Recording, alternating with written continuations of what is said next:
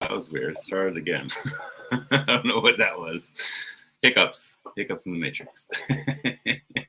Aloha, Sasha. How are you? Aloha, Jonathan.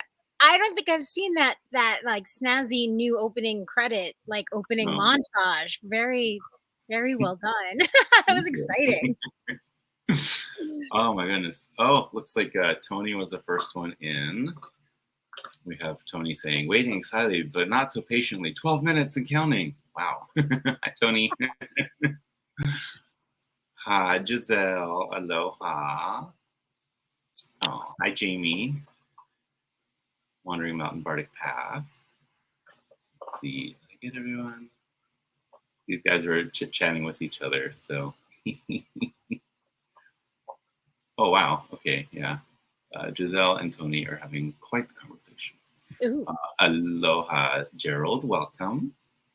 Welcome everyone coming in, and welcome everyone watching the replay. I feel like we're too far away. Do you mind if I bring us in a little closer? Yeah, bring us in. There we go. Yay. That further one just is like too far back. Oh, you want to come up and say hi again? Okay. Someone wanted to say hi. There's a Buddha. Oh, Buddha. You're humble in Buddha's presence. You're cute. Yes, you are, but you're obnoxious. Okay. Yeah. Go on. So today we are here to talk about Tarot of the Garden. I realized I don't even have a copy with me. Oh, that's okay. I have this lovely little camera here, so we Excellent. Put the screen cards on screen. And I know originally it was meant to be kind of like a sequel to the Darkwood Tarot, but then it became its own special thing, right? Yeah, it kind of morphed and took on a life of its own, for sure, for sure. Which, in a sense, I mean, it couldn't be more, I think, oppositional to the Darkwood Tarot in terms of the color palette, the watercolors, like it's just like, yeah, it's totally kind of the opposite side to the Darkwood. Right. A few more people popped in. Hello. Aloha, Kristen Louise. Aloha, Deanne, Blue Crescent Tarot. Can you see the chat? I can see the chat, yeah. Okay. Just making I sure. can kind of see it. I don't have my reading glasses on, so I can like see Well, I'll it. highlight the questions, okay? Oh, Tony. She's like, was there a new deck released? I didn't know. Joking. Isn't there a new deck like every day coming out? Like every other day at least, right? Every hour. Aloha, Pamela Batchelor. Welcome. Let's see. I am going to throw up the other camera. Oh, Gerald. He says, I haven't even looked at my Darkwood Tarot. Hangs head in shame, but not really. All things in good time. And Jamie says, I have mine in the best Moonlit Fae wrap bag. I love this deck. It's a great deck. I still have it in order because I wanted to go through it with everybody and, have it on the screen while we're talking about it. Perfect. Why is it not switching? There we go. I don't know why I had to do that 3 times. Thank you, StreamYard. So, as usual, it comes with a very thick, yummy deck with Sasha's words throughout. Yes. Let's see how many pages. 297. Wow. That's a lot. Actually, 299. And full color images, of course. Just a little sneak peek. And I love what you did with the reversals. Oh, thank you. Oh my God. Can you tell us about your thought process about like how you set up the reversals that way? Yeah. So the idea of actually what I did came to me at the point that I was actually writing the guidebook. So when I make a deck, I outline the entire deck and write each card kind of like a scene from a movie. Kind of artist This is what's going on in the card. This is what they're holding. This is what's walking next to them. Like, I describe everything in like really ornate detail. But then I kind of revisit everything because the deck inevitably changes, during the process. It usually takes 2 to 3 years to create a deck. Right. And so the guidebook isn't written until I have all of the artwork. And as I was going through reversals, I think reversals are tricky because there's so many ways to work with them. And I feel like it's a really kind of a personal, instinctive thing to be doing. And the reversals tend to be like blockages and negative things. So I thought, all right, so for people who want to look at a reversal as kind of a negative or a block or just the energy kind of wonky, I thought, how nice if I put in a question of how to write the reversal, how to turn it back on its correct path, right? Right. So yeah, I really like that, and I like using that. Now I use that if I'm looking at a reversal that is kind of bothering me, or if it leaps out as something that. Mm-hmm.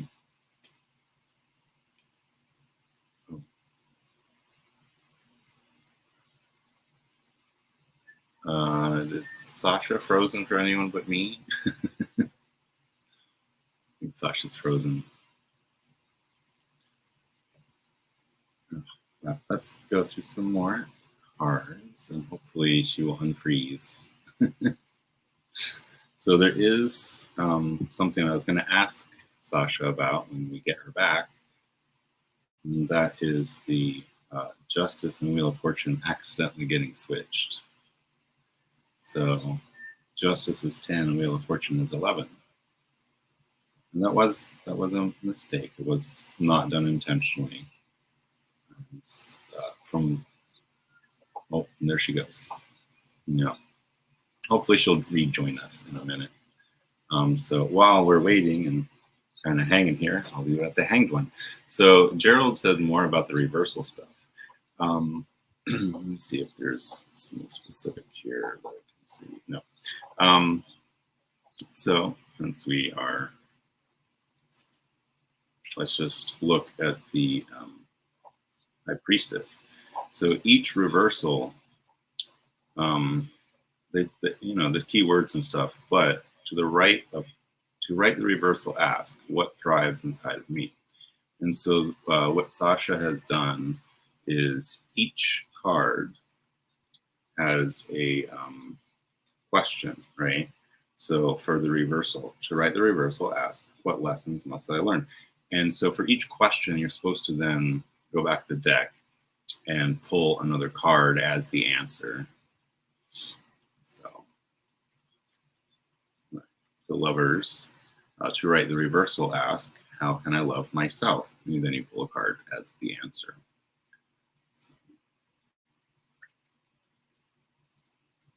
So I do really appreciate, it's almost like her own system of reversals in a way. So hopefully she will rejoin us and be able to give us a little more in-depth.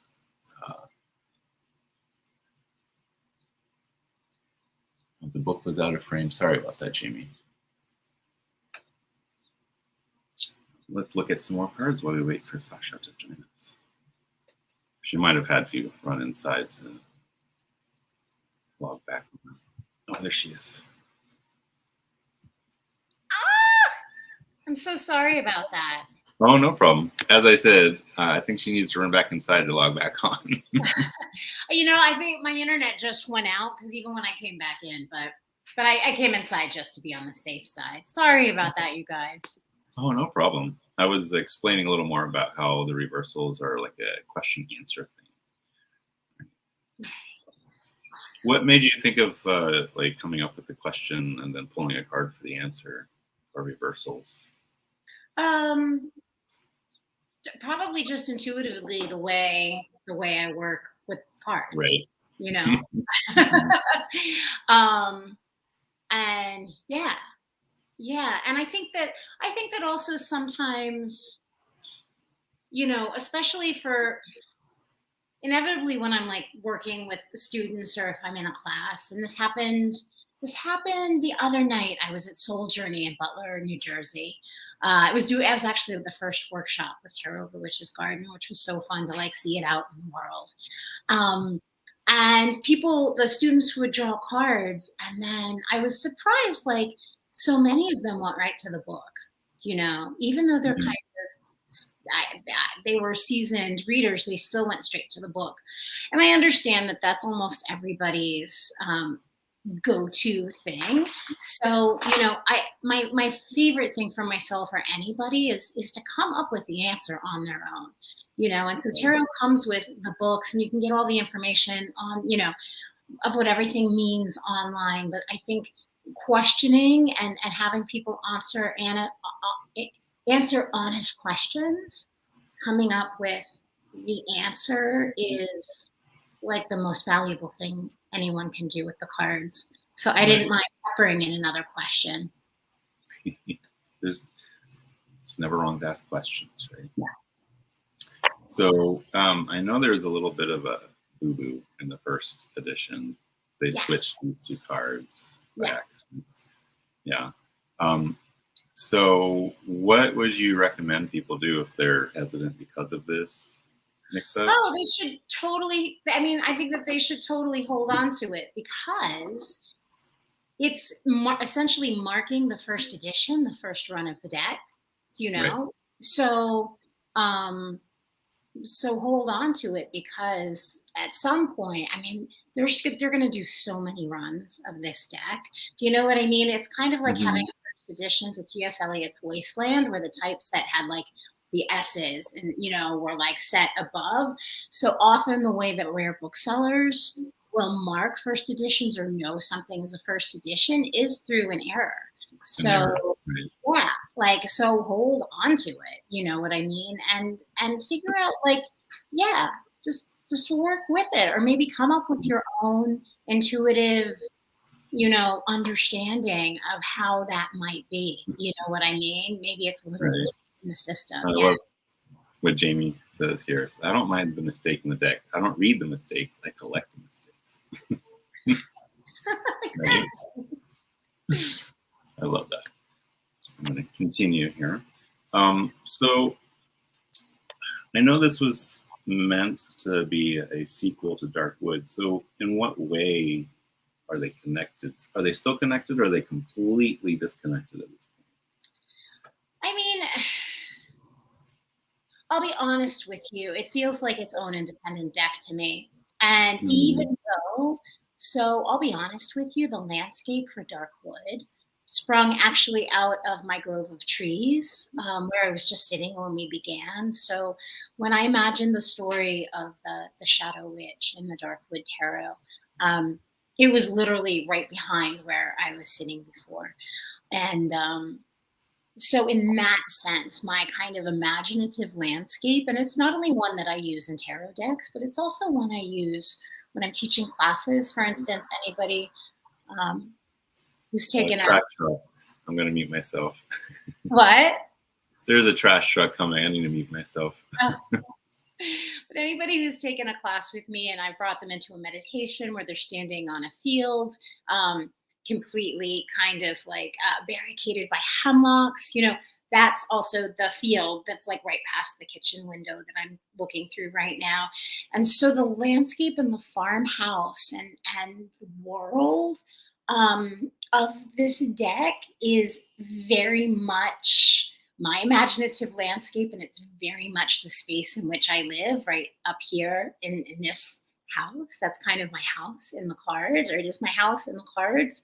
However, I can't say that it is I can't, it's its own unique, distinct world that I honestly, even though I intended it to be kind of the sequel or to Darkwood, I just don't think that it actually is. I just realized I was muted and I was trying to talk. What So would you say? this is your house, yeah?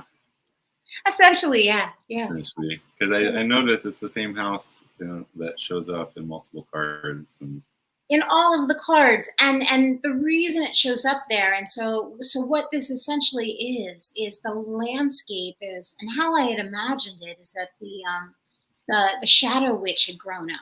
You know what happens to the shadow witch after she leaves the wood, and I loved the idea that she was kind of sitting in a barren landscape, that wanted to be brought back to life.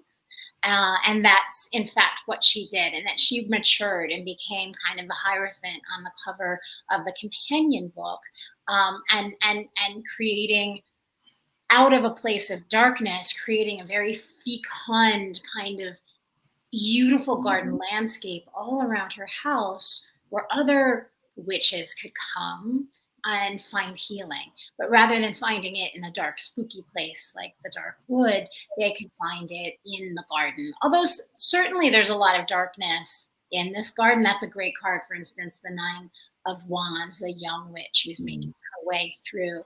And this idea that kind of only the pure of heart can be granted entry into them. And that it's almost like, and there's the example of kind of the mature version of the nine, right? The woman who's leaving. So the witches, in theory, come to be healed, to learn about their own magic, to kind of interplay in the safe space, and then move out to like be who they are. And there's the perfect image of a witch leaving the garden, having cultivated what she needed to, and ready to go out and make magic in the world. That's gorgeous. Yeah. We do have a question here from Gerald. Does that mean you're considering making a sequel to The Dark Wood? I can't answer that question right now, but yes, everything is on the table. Everything. And there are things in the NDA is keeping your mouth shut. And Tony says, "Who doesn't love a witch's garden?" I know. I mean, gardens are so witchy, even if you don't call them that. Jamie says, "I won't lie, no shade. I connect to this deck much more. The book is so fun, and the shadow witch growing here is lovely. The druid in me." Thank you. Oh, and no shade. I mean, they're completely different aesthetics. So, right. Yeah. Well, all of your decks definitely have their own theme, right? I mean, got this one. Oh, but see, isn't it funny though? Like I was thinking actually when I was looking at the farmhouse on so many of the cards on this deck that I included, not even like really thinking about just this idea of the home, right? Of a house, of that container, of that place, that kind of external symbol of rootedness. Isn't that a great card? I love the Three of Cups. Super fun. And I love those mushrooms. Those appear on my yard every spring. Card so much. So much.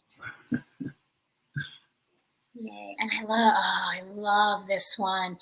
It's so, to me, it's like Jane Eyre-esque or something, it's so beautiful and sorrowful. But like, I think there's a beauty in that melancholia, And there's the house again. The house, that magical house. I love houses. I love going on house tours. Don't you love I love seeing like where people live.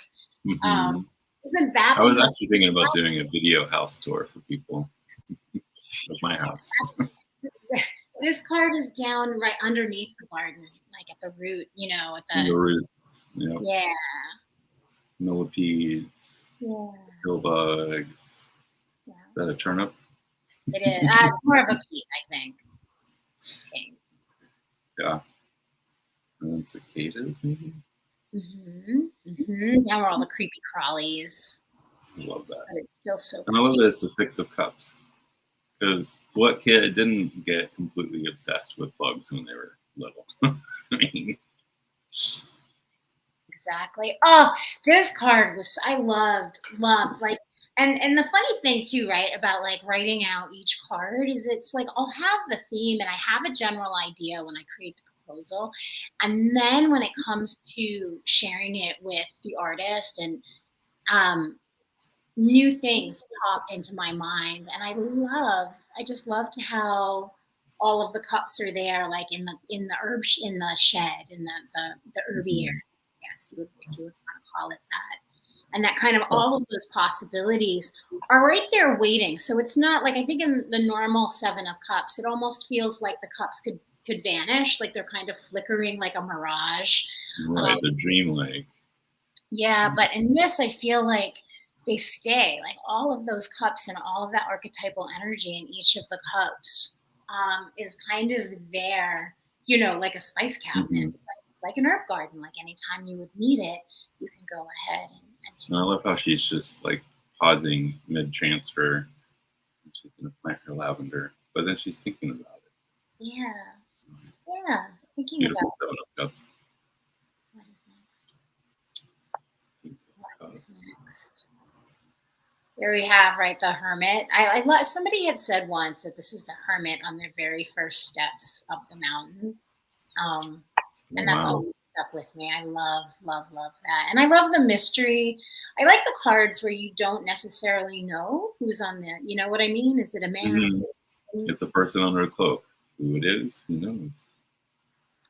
And I like that connection with the Hermit, because you see like the crescent moon, the new moon, whereas the Hermit, well, the Hermit's face is in the full moon, the moon card. So Yeah. That's amazing. The water creature. Love it. I love that. There's a stone arch bridge like that very close to this house. It was the scene of a terrible diabolical murder back like up at 150 years ago. But those particular stone arch bridges are incredibly magical, I think. So.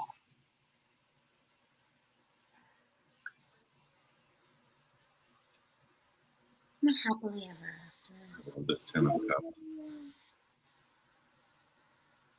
It's so good. It's so soft and gentle, isn't it? And it's amazing because I think this deck reads really well. The colors. I was really vibrant. Yeah. The colors really pop. There's definitely something about the coloration. Saturation's just right. The colors are just so vibrant. So vibrant. And the linen card stuff too is really, really lovely. They did a great job printing up these cards. People are asking if the dark wood might get a linen cardstock run. And I'm waiting to hear back from Llewellyn if they're going to do that. Because I love the way these cards feel. I love linen cardstock. I'm a big fan. What are you doing over there, Buddha? And isn't this one so, I don't know about you, but everybody like in the audience, is there anything lovelier than like napping during the day outside? It's literally my favorite thing to do. And because the 4 of Swords to me is so much about the stability of the mind, like being so like kind of being able to like not have a care in the world. Like it's always my thoughts that keep me awake. So I loved putting her outside on a moss in this kind of like old ruin. With a kitty cat. So restful. Like I want to curl up right there. It's in such opposition to the 9 of Swords. Oh, and Jamie edged her deck. Ooh. 2 greens, a brown, and a blue. Oh, nice. I love that. Nice. This, I got really excited when she showed the first sketch of this card because this is so powerful. Yeah, and it looks like it's a scene right out of a fairy tale, or again like a Victorian book or something. There's so much. I think tarot cards are with multiple characters are really exciting when you see there's a lot of energy going on, and a lot of different things with what the characters are doing, and all of this. I just think it's so evocative. There's so much emotion in the picture. And it's like, I feel like it's a still from a movie versus a lot of tarot cards, which is just like a painting, right? Yeah. Yeah. Love this Six of Swords. Isn't this so beautiful? And I have to say, so Nataša, she came back with this and was like, you know what? I think I had the swords. I don't know where I'd had, but it was her idea to let the sword be the guiding kind of the true The guiding sword. And I was like, oh my God, that's such a good idea. So good. Yeah. So so I like the idea too that like though the ideas vis-a-vis the swords kind of sprayed out behind her. You're not discarding ideas, but you're letting the strongest one lead you forward. Guide you, right? Mm-hmm. It's amazing. Because I think in most Six of Swords, it almost feels as if the ferryman is the one guiding. So yeah, she's kind of taking the helm. Right, whereas the people who are escaping are just passengers. Yes. In this case, she's not just a passenger; she's the one deciding where the ferry goes. Mm-hmm. Or if you want to take it even to like, I don't know if you guys ever like. Sometimes if you ever just follow the signs through your day, I don't know, like, so it could be a magic sword too. Like it could be like her really good idea, but I think it's so much fun sometimes to give yourself over to just moving the way, I don't know, the signs come at you. Right. So maybe she doesn't even know. Maybe it's just her inclination that the sword is glowing. Like, let's see where it goes. Let's see what it's going to lead us to. Mm-hmm. And then it's almost like Little Red Riding Hood. Yeah, for sure. Crows in the tree. Yeah, the crows totally see what they're up to. What she's up to, though. And that I think that I liked putting them up there, sort of, because usually it's like, are you going to get away with it or not? And the crows really represent kind of karma. So if there's this idea that you are sneaking or trying to like get away with something that, you know, that you shouldn't be, that there's always something that can see you. Karma can see you. And that's what those crows are. And this one that's like leaning down looks like he's about to start crowing at her. Alarm. This is an amazing Eight of Swords. Thank you. Yeah, so this is the portal. This is the portal card. And because the Ten of Swords represents the finale, the end of a cycle, I thought how wonderful if oh wait, I'm sorry, that's not the 10, that's the 8. I just thought it's such an initiatory card that this is really the portal to another. Yeah, I see how they're very similar in feel. Yeah. So that blindfold, right? Every time you see a blindfold in tarot, it can be indicative of an initiation of and all of the magic that happens. You know? I how the blindfold is like really a ribbon that's kind of barely on her face.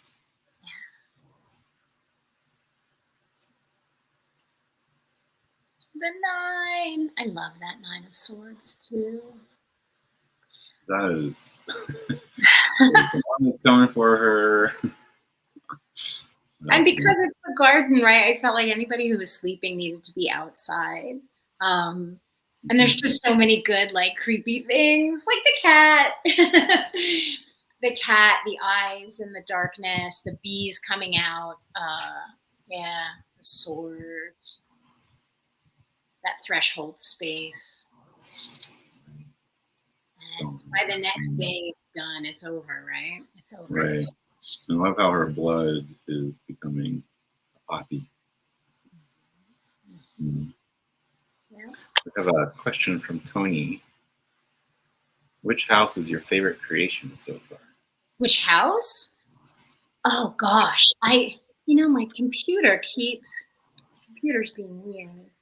Do you mean which house in each of the decks? Yeah, I'm curious about that question, Tony. What do you mean by which house? I think Tony means which house of all 3 tarot decks. So Right, I'm going to go ahead. Right, because there's houses in each one, right? Yeah. I have, well, for the interior. So the interior of the house, I love the haunted house. Actually, no, I love the exterior of the haunted house too. By house, she means deck. Yeah, I can't help it. Like, I love those gothic eternal nights. I mean, I want to walk out into the daytime into a garden like this. And certainly my house that I live in looks like this deck. So I think I have to say the haunted house, because the haunted house tarot is also full of vampires and like creepy things that I tend to just vibrate towards anyway. So, and the other thing. Hello, Scream Queen. So I think it's the haunted house, tarot of the haunted house. Yeah. But I guess, yeah, it is. It is. And by house, she means deck. Yes. But if I could like pick to live in one, like if I had to, well, I would like go to the haunted house. Yeah, I would go to the haunted house at say, like 8, 9 o'clock, retire, and stay there until, I wake up at like 4 or 5 a.m. and then move into the witch's garden house. For sure. And then we'd adventure in the dark woods on weekends. We have another question from, looks like a new viewer, Adam Bluefire. Sasha, how much freedom did you have in creating your decks? Did you have any restrictions from the publishers? That's a great question. I pretty much see, it's an interesting question. They give me freedom as long as they like what I'm giving them. So I'll be honest with you. So writing decks and books included, when you're working with a major publisher, it's a collaboration. So you do give up a lot. For instance, if they wanted to change the title, they could. If they wanted to change anything, in theory, they could, and they have in the past. And they try and accommodate their authors to the best that they can. I can't think of a time when the publisher was ever like, no, you can't do that. Because when I submit a proposal for anything, any kind of issue they have, they'll come back to me with notes. And so that happens there. So like, I don't have I never have say over what the card stock will look like. I won't have say in the art direction. Like I didn't have anything to do with like how the there's a box around the titles of each card. None of that is up to me. So I pretty much, I would say, and then I kind of become the project manager also between the art director, the artist, the editor, and myself. So I'm usually the one that they will defer to if an issue comes up, which is pretty fortunate. So I would say I have probably a ton of freedom, and I don't know if that's just because that they like what I do, or if that's the case for everyone. But there's always give and take. Yeah, there's definitely always. I had to flip back to the 4. We had April asking, explain that 4, please. Oh, explain the 4 of Pentacles. Oh, so you know how he's the 4 of Pentacles. Well, first of all, I always go with the number 4 in terms of interpreting the 4 of any deck. But in regard to the 4 of Pentacles, the stability of Earth, what could be more stable than literally a statue or someone, and this definitely reflects back to King Midas, someone who perhaps has been turned to stone, right? Like the way the witch in Narnia. I don't know if she turns people to stone or to ice. I don't remember. She freezes. It was stone. They do the turn to stone. So there's the stability of stone and the idea that perhaps this king was turned to stone, by the magic of the garden because he held on so tight. I don't love the idea that the 4 of Pentacles is miserliness. I think that's something that kind of got placed on top of that strange character that Pamela Coleman Smith drew, who I'm pretty sure, it's not proven, it's not been written anywhere definitively, but I really do think that's a Shakespearean character. I think she filled her Rider-Waite-Smith with so many Shakespeare characters, and because she was already in the theater and so familiar with it. So I do tend to think that it's like Richard III in the, in the traditional Four of Pentacles.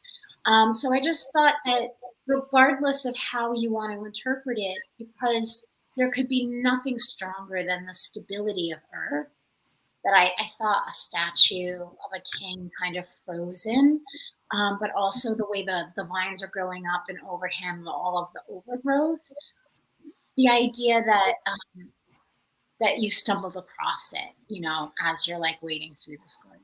Yeah. Wandering the garden. Yeah. Like, is there anything greater than like finding a statue, like where you least expect it? Like, it's like wandering through those Tuscan gardens and like around every corner. It's a statue. There's a gargoyle. Like, what is this?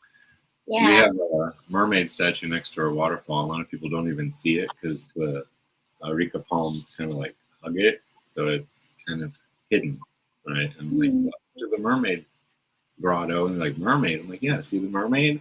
Oh my god.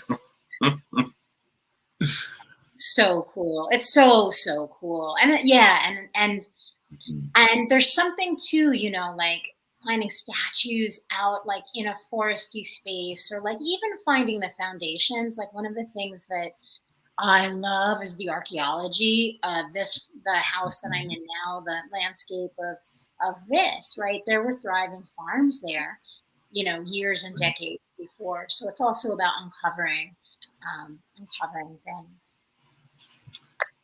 You're speaking my language. I have a degree in anthropology, so. Oh, do you? Yeah. In archaeology? I did a lot of archaeology when I was getting my degree too, so.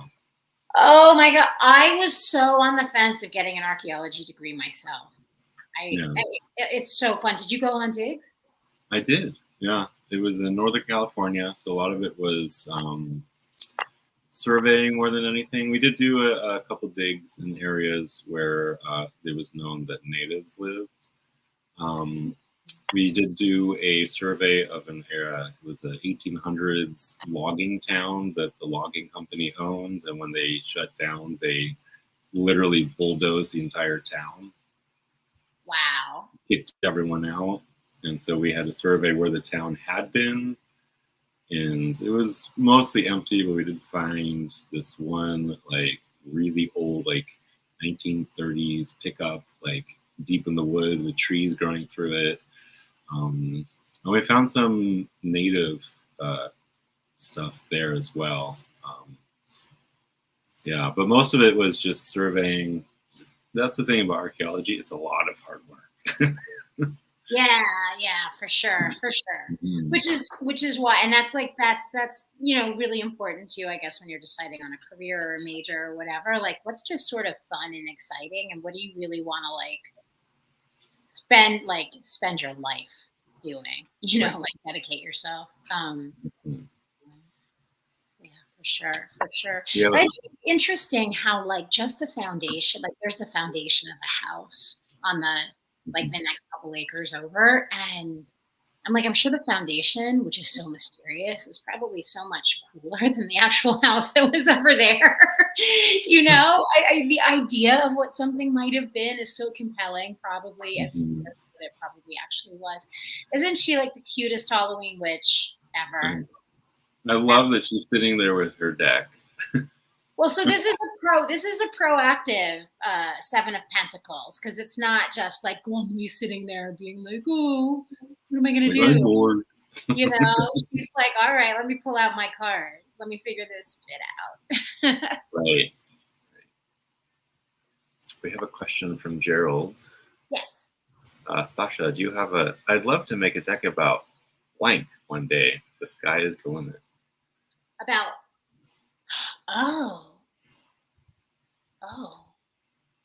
Like, is there one deck that's been percolating forever, but you just haven't gotten around to making it? And I'm making it right now, but I can't tell you what it is. Oh no. Seriously, Well, stay tuned. You'll get your answer. that deck is happening. That's so funny. My computer keeps going dark. It's so weird. We're switching my computer today or tomorrow, so it keeps blacking out on me. Great question, though. Thank you. Thank you, Gerald. Adam says, have you ever seen some cards final draft and not been happy with it and redone it completely? Oh, yes. Have I? Well, some cards final draft. Not the final draft. So what happens is, There's multiple drafts, right? Yeah. I give, I send all of the directions to the artist, and the artist always responds first with a sketch. So with the sketches, everything will be in place. It's really fun, actually. Like, oh gosh, the beautiful coloring books, like, I always say we should release the sketches as like a color your own tarot deck, because it's really exciting. The sketches are just beautiful in black and white on their own. Almost like the foundation, like what I was just saying about foundations, right? Like, it's still not become its full version of itself. So definitely that's where things get moved around, because never, ever do you want the artist to be doing all of the work that it takes to color and complete it and then have a change. So you want the changes to happen when it's still in the sketch. So all the changes come at the sketch version. And for sure, there's totally been cards that have been sent back, but I would not say that they've ever been completely reimagined. I don't think tweaks more than anything. Yeah, just tweaks, or like a lot of the time, like for me, it's really important the emotion that's happening on the characters' faces. And I think maybe again, it's because maybe I come from a theatrical background, or because I'm envisioning it like a book. I know what each character is kind of thinking, and I write out like I literally will write out for the artist the emotion that's happening for the character. Right. Yeah, so sometimes that's probably the most kind of tweaked, if anything. Tweaked is the emotional. For all my decks. Isn't she so magical? So I've noticed that this deck, you kept the court separate from the minors. Mm-hmm. Was there a reason for that? Yeah, I did, because so you could look at them and compare and contrast them easily. Do you know what I mean? And I thought it would be interesting too to kind of just take them up and apart, because so often too that's what people do when they're studying the court cards, because court cards tend to be such tricky cards for people to interpret. Yeah, I just thought I would make it easy and put the court cards separate. Yeah. I love that page. Yeah, this is, Maging page. Yeah. The tie-in with the elements is just magical. Yeah. It's beautiful. It's beautiful. She's so, like, I just want to lay my head in her lap and have her tell me all her secrets. Such a mom card to me. Even though it's fire, it's still such a mom card to me. Mm-hmm, I can see that. The king. This I actually never asked, but this looks very much strikingly like my artist's partner. So, so it's always fun. It's always fun to see. Yeah. Yes. Cups. Isn't it fun? It's kind of like, it's so youthful and it's so non-binary, and so I just pure delight. Mm-hmm.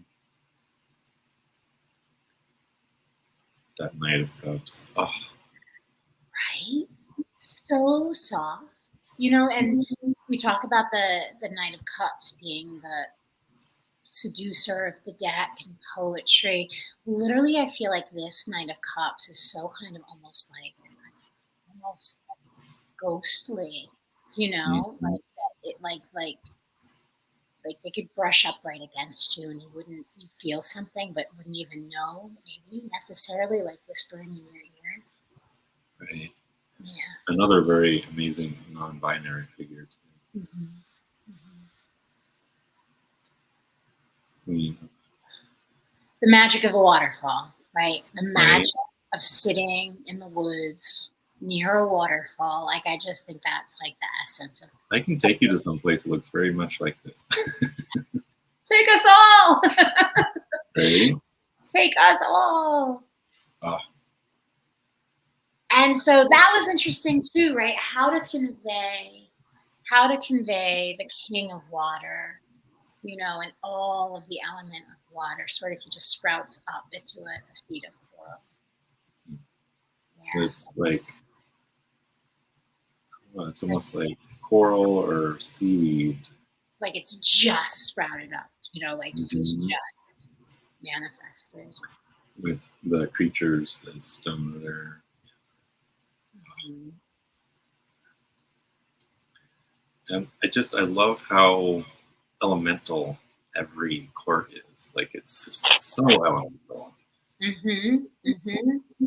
Which I think is the job of a good tarot deck. Do you know what I mean? Like, I think that it took me a long time when I was learning, looking at the Rider-Waite-Smith, to figure out where the clues were about what suits I was looking at, what elements I was looking at. So, right.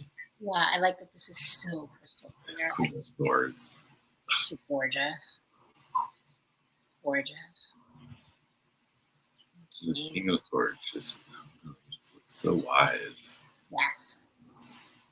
Cold and clear too, right? Cold and clear, and that meaning cold like a night sky. You know, when there's just, you're so high up in the atmosphere that that the thinking is just crystalline, which is, I love to think swords that way. Then the earthing. Oh God, I love this page. Right? So beautiful. So, and I love the legs are roots. And the love of what they're holding. Big fat bumblebee.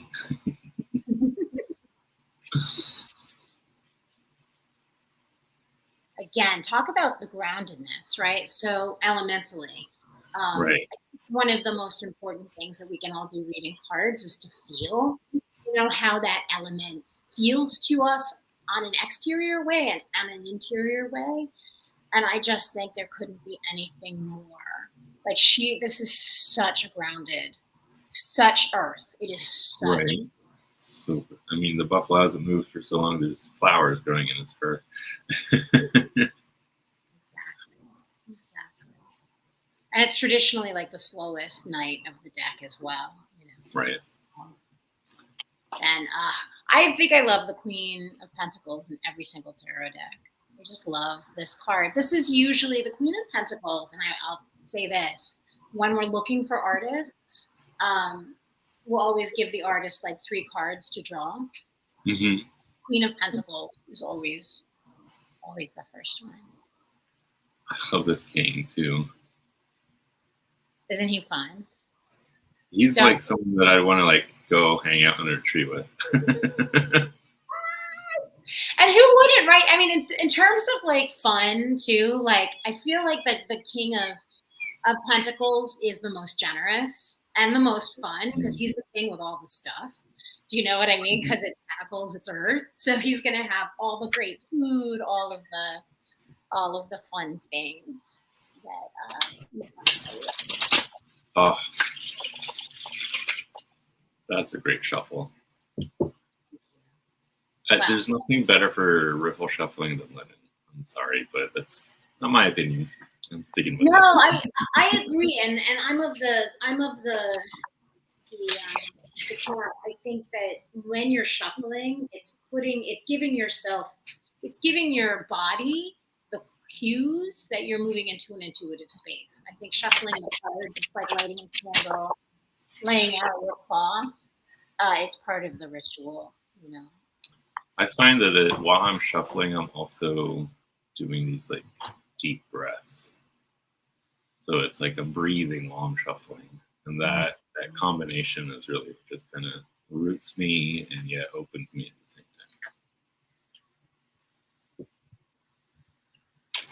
time. I had one more question here from Adam Blue Fire. What are both of your favorite ever decks that hold a special place in your heart for some reason, and why? Not any of your own decks. Oh, that's a hard question. I can answer that straight away. Oh yeah, the Halloween Tarot. okay. I think it's by Kipling West, or definitely Kipling, I believe, is the artist and the writer of that deck.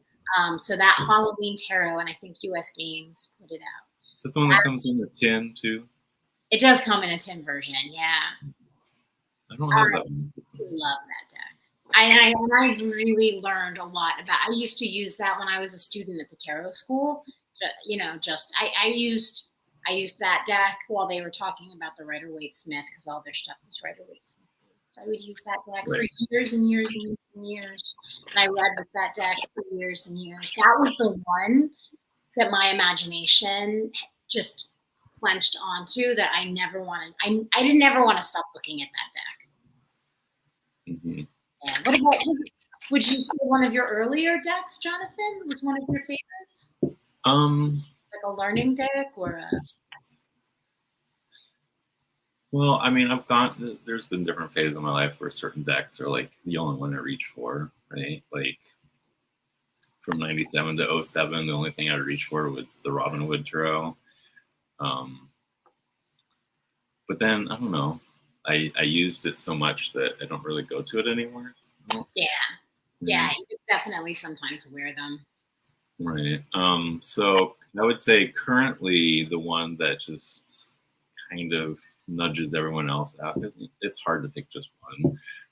But if I had to, it'd probably be Cosmic Visions, not Cosmovisions, but Cosmic Visions from Australia.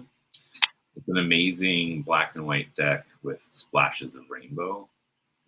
And that deck, I don't know why, but every time I use that deck, I feel like my channeling is just like on overdrive. Isn't that so funny? Isn't that so interesting? How different? And I don't think, I think it's something that comes with age too. Like reading for years and years, you just know when a deck is. Speaking of when a deck is speaking to you, I got the funniest message the other day. I think this is like, I have never laughed so hard from like a random message question that somebody I didn't know reached out to me. They were like, hi. So I think they had my book, The Complete Rider-Waite-Smith Tarot or something. And they're like, I know everybody says you're supposed to kind of learn with this deck, but when I sat down with the deck, it told me it didn't like me. Should I still work with the deck if it doesn't like me? And I was like, no. I mean, oh my god, that's hysterical. I thought, oh my gosh, could you imagine sitting down to work with a deck and the deck's all like, no, you're not the reader for me. I thought that was so funny. Mm-hmm. Yeah. Ooh, Adam has more questions for us here. Oh. Let's see. Is there any specific card archetypes in the tarot decks that you don't like creating for any reason?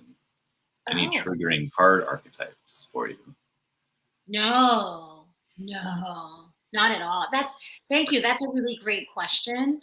And it's a funny thing, and I'm excited that you asked that question archetypally, because I feel like at this point, because I've written so many books and I guess so many decks at this point, I feel like there is a real integration with the archetype when I'm doing anything, because it's not just like, I don't know how to explain it. No, I feel like they're the building blocks of the universe, you know? And so even like the dark ones, no, because it's all, I feel like they're part of me, but they're also part of the external world too, if that makes sense.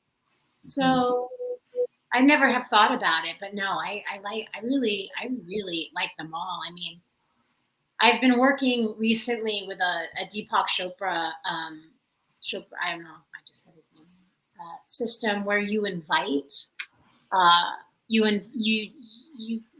invite archetypes to work through you. So I've been working on 3 archetypes, and every day I ask them to work through me, to guide me, to show up inside of me as in those parts of myself. I don't think I would be comfortable doing that with all of the archetypes, but certainly designing cards. Designing cards, right. Yeah, I don't think I'd want the devil. I think the devil comes through enough. I wouldn't want to ask the devil to be working through me. I know. The devil's all around all the time. Yeah, that's already. He's already lodged in there. Tony's. She's like, what an intro to that last story you had. And then Gerald says, I could totally see that happening to me. Not today, reader. Mr. Fanthorpe. Oh, I didn't bring my fan. I always forget my fan for some reason, Gerald. I don't know why. The tarot fan that we have. We have the same tarot fan. So. It's one of those swapping fans, but it's all tarot cards. You gotta love it. Yeah. Does anyone have any more questions for Sasha? And then when is your, I know you have tons of stuff in the background, but when can you talk about that next? Don't know. Can't say. I can't say, but I promise that when it'll be worth the wait. It's always worth it. Yeah. I mean, I've been dying for this one for over a year now, so it's totally worth the wait. Good. Yeah, did it? I hope it met your. Oh, it blew my expectations out of the water. Yay! Oh, good. That makes me happy. Yeah. So, I mean, I would say be on the lookout for that within the next 2 years. Okay. Yeah, and then in the meantime, for anybody out there who is interested, I might as well kind of plug some stuff. Yeah. Plug away. I'm going to be there. It's interesting. I've entered this place where all of a sudden I'm like leading retreats. And so I'm going to be back in the Berkshires this July, at the end of July, doing Awaken Your Inner Magic, a yoga and tarot immersion. And that'll be. That sounds amazing. So it gets you out of your head and into your body. It's so good. And that'll be 5 days at Kripalu Center for Yoga and Health in the Berkshires. And that's with myself and Allison DeNicola, who does a lot of decks, Oracle decks for US Games. And then I can tell you, it hasn't been officially published yet, but I can talk about it, I suppose. Mm-hmm. I'm going to be leading an emergent magic retreat in Scotland, all the way north at the Findhorn Institute. So the Findhorn Gardens, which some of you may be familiar with. It's this, and I have to say, like, when they reached out, and I'm looking at it, I was like, this is literally the castle from the Tarot of the Haunted House. So I'll be leading an emergent magic retreat there with that's amazing. A medical medium named Heather Carlucci the first week of October. So for anybody who wants to come and join us in Scotland, subscribe to my newsletter on my website. That's where you'll find out anything what I'm teaching or where I'm going, or just any news I have. I'll send out the newsletter for that. So yeah. Gerald says, oh wow, I just realized Sasha edited the Los Carvalho Tarot Fundamentals, Tarot Experience, Tarot Compendium books. Yes. Yeah. Sasha's a lot. That was huge. That project went on for many, many years. I'll tell you actually what was interesting about the compendiums. And I actually just saw these when I was in Madrid. They have something called Partworks in the newsstands, or did have a lot of like they were like editions of anything that a person might be into hobbies. Like if you were into tarot, if you were into knitting, every month these like little packets would be published that you could go and get, and there would be like spreads. So Los Scarabeo had all of this material that was from Partworks that they wanted to put into. So I translated everything from Italian. Wow. Like organized the books and put it together. That was gosh, that takes me back. Wow. That's amazing. Yeah. Gerald says, Jeffrey got them for me for Yule a couple years ago. Jeffrey says, fun. Adam has one last question for us. Has anyone ever complained about or been offended by any tarot card images you've created for any reason? Anybody ever been offended? The only thing, I mean, people are upset that right now there's a lot of people upset that the cards are switched in this deck. Oh, right. The 10 and the 11s. Right. Yeah, like outrage. So I would say that. Well, you had no control over that. So, but it's okay. Like, I understand that people don't, you know what I mean? Like, right. People are going to be, but no, I hope, oh gosh, now I'm worried about Now you're second questioning everything. Don't second question it. Yeah, no, nobody's ever reached out and been like, that tarot card is offensive. I mean, I see people get crazy with reviews, and get really persnickety about this, that, and the other thing, but I don't feel like I've crossed any line in which a person has been very specific card offended everybody who saw it or anything like that. Yeah, I mean, I would hope not. I mean, it's certainly not my intention. I can't think of anything that's ever offended me from your work. So. Yeah. I'll listen to that. I'm trying to think of anything that I've ever seen that I've ever been offended. You know what? I get offended by, not offended by, but kind of grossed out by the some of the Los Scarabeo sex decks. Those are kind of weird. Oh yeah, those They're are a little odd. I mean, I'm not offended. Like whatever. Like I guess, but yeah. But I'm sort of like I don't need to look at that. That's not a deck that needs to be in my collection. No. Well, wait, has anything ever offended you, Jonathan? I don't know necessarily that it offended me, just like there's been some decks that had a card that either like kicked me out or just like I didn't care for and it made me not reach for the deck. But I wouldn't say offended. Yeah. Just didn't care for. Yeah. I was shocked and surprised. I will say this, probably I shouldn't, but I will, because it's just friends chatting. I did see somebody made a comment somewhere. All right, everybody makes comments everywhere, right? But and they did about this deck in particular, and the person was like, "There's not enough male energy, or it seems like it's a female forward deck. And if you're going to be inclusive, that includes men as well." And I was just like, you just can't, like, you're never gonna win. Wow. So I guess I offended that person. Sorry. Yeah. There's nothing wrong with a female-centric deck at all. I, as a guy, use them. Yeah, no, and especially just tarot and intuition tends, for me, I think it's interesting because to me it always has been such a feminine art form. And when you look back at the history of tarot, everybody who published and everybody who kind of made claim on tarot as a divinatory system or even in an occult way was all men, you know. It was all men. And even back when I was 10 years ago, when I started like publishing and talking, like if you were going to go to like the Reader Studio conference, 9 times out of 10, it was a man on stage.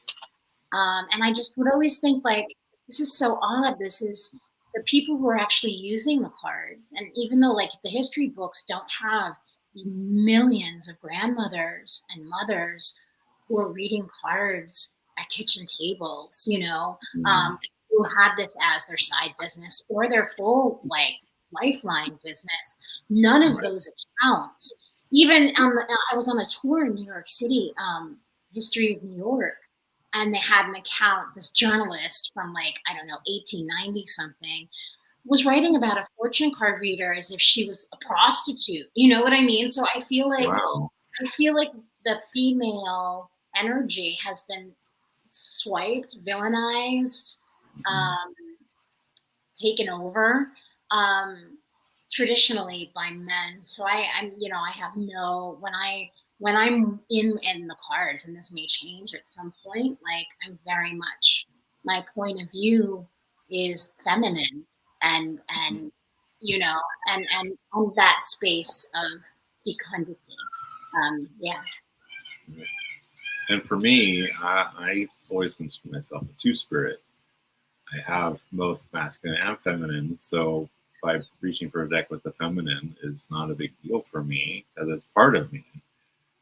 Exactly, exactly. And So that's why and that's why I'm like, "Oh, yeah, yeah."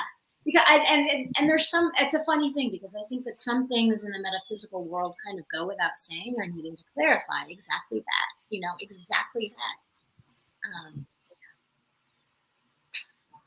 I'm just playing with the cards, laying them out just to see what they look like when they're laid out. Wow. Yeah, there's going to be a deck that's going to be fun to read with. No doubt. Yeah, the card that came out for I was doing like a little for myself anyway a deck interview, and the card that came out to describe the deck, right? Describe yourself as a deck. King of Pentacles. See? There's enough masculine energy inside of that. Yes, definitely. See, there's plenty of masculine here. I have no No, issues with it. but the great thing about that too, like if you think about a magic garden, and the whole point of a garden is manifestation and growth. Could the King of Pentacles be any more like it's a deck that's going to help you grow whatever it is you want to grow, you know, or cultivate whatever it is you want to cultivate. Like the King of Pentacles could not be more kind of and giving you everything that you could want, or everything that you want in a physical sense is available to you. Right. So I love that. One last question, then we'll get going. Adam, the questionnaire, is asking which tarot card archetype describes you both. Hmm. Again, I can answer this quickly. Oh, My daughter I can is, answer this without even thinking about it. what are Easy. you? High Priestess. See, I normally would think I normally feel high priestess, but I've been like busy lately, and I don't know. I'm feeling very much Empress. I'm feeling very much Empress. Empress. Yeah, my daughter sent me an illustration of me as the Empress yesterday for Mother's Day, or 2 days ago for Mother's Day. I love that. Yeah. Yeah. I mean, they're all part of me, but I say High Priestess because that's my soul card. Um, I think I have myself very much with Emperor energy as well, because like 3 years ago now, 4 years ago, I was part of a tarot party where each person who was there had to come dressed as one of the cards. And the people who were throwing the party picked the card for you. You can get to pick your own card. Because they didn't want like 5 emperors showing up, right? So I was picked to play the emperor at the party. And I had just enough time, and I was taking a advanced jewelry making class. I actually took a sheet of brass and made myself a brass crown. And yeah, and that energy has been part of me ever since. And it's like they used to have those parties all the time, but then the pandemic, of course, changed everything. And we haven't had a party since. So I feel like I'm kind of like stuck in the archetype until we get to have that party again and we get a new card. Oh, that's interesting. Or you could just, or you could just have your own party, or at least dress as another archetype. Then part of me also feels like I've moved from the emperor energy into the hierophant. So I love that too, by the way, the Hierophant literally opening the door. I love, this is one of my favorite Hierophants. Opening the door to the secret garden. That's right. Which is a book I love. That's what my house feels like. Everything feels like the secret garden right now outside. It's also lush, but still so soft and young. You know, like it's overgrown, but in like the most delicious way. So you're feeling more like the Hierophant lately? Yeah, definitely. Well, especially because I keep having people ask me about tarot. I'm going to have my tarot channel. And now I've had multiple places here on Maui ask me to be a reader. And I did this Saturday tarot party where I was the tarot reader, and I ended up doing 14 readings in 6 hours, and just like back to back. And like the woman who owned the store was like, I don't know how you did it. I'm like, I had no choice. I just did it. When you're doing it, you just do it. I mean, you just go into a zone. Right. You're just in that zone. And she was just so thankful and was saying how like everyone who got a reading was like singing my praises and saying how helpful it was and how much healing I had brought. So that's kind of how I feel. That's why it's kind of like Hierophant mixed with High Priestess energy. Ooh, I love that. Thank you so much, Sasha. This has been absolutely amazing. For those of you who are still here, don't forget next week is my 4th Tuesday with medium Betsy Palmer. We're doing readings every 4th Tuesday. And so see you next week.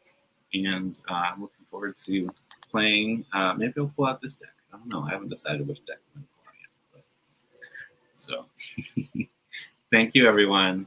Hope you have a wonderful day. Aloha and riho. Bye.